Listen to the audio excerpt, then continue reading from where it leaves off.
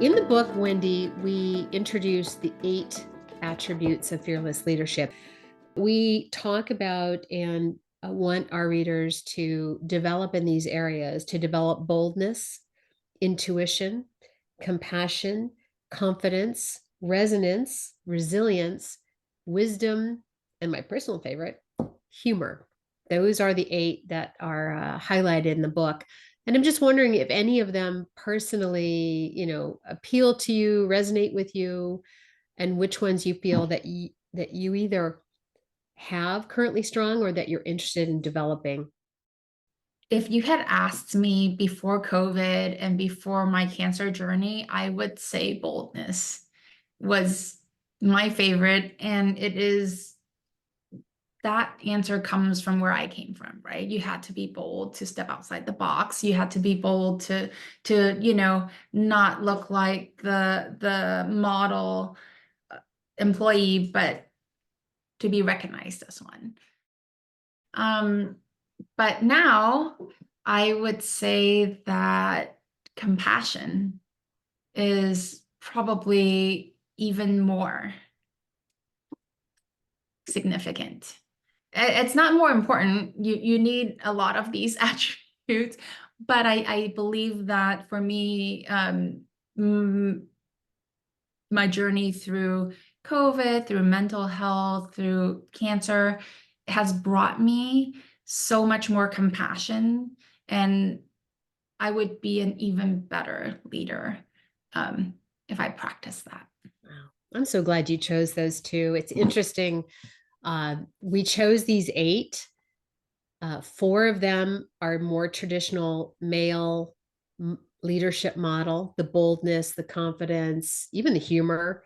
Um, those are traditional male characteristics that as women in the workforce we have to take on to survive.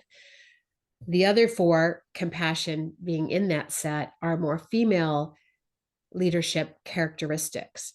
And so what we're doing, Wendy, in the book, and I know you've read it, but saying this for the readers, what we're doing in the book is we're combining, integrating male characteristics of leadership and female characteristics so that we can we can encourage leadership that's holistic. And guess what?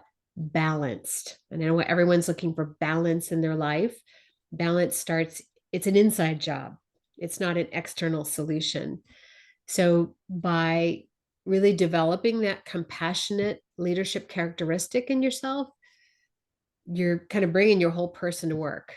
And sometimes, as you mentioned, it takes a little hardship, a global pandemic, a cancer, experience to kind of say, hey, what's this compassion thing about? And it's not just for women. Men, we need men to be compassionate leaders as well. We need all leaders, men, women, non-binary. What all leaders need to examine compassion as a leadership attribute. Absolutely. And I think even when we thought we were compassionate, you can always be more compassionate. Yeah. And so that's just something to think about is, Mm-hmm.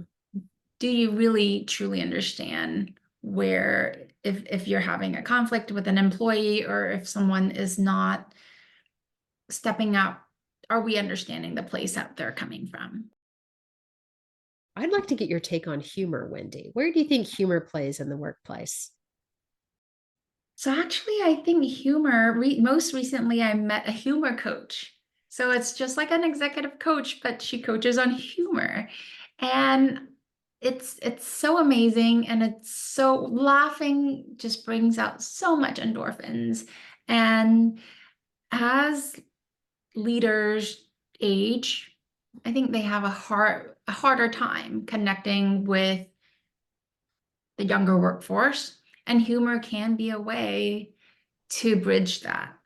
And it takes someone who is confident to be able to bring humor into a situation. And so I definitely think it's so important, and it's something that you have to be intentional about.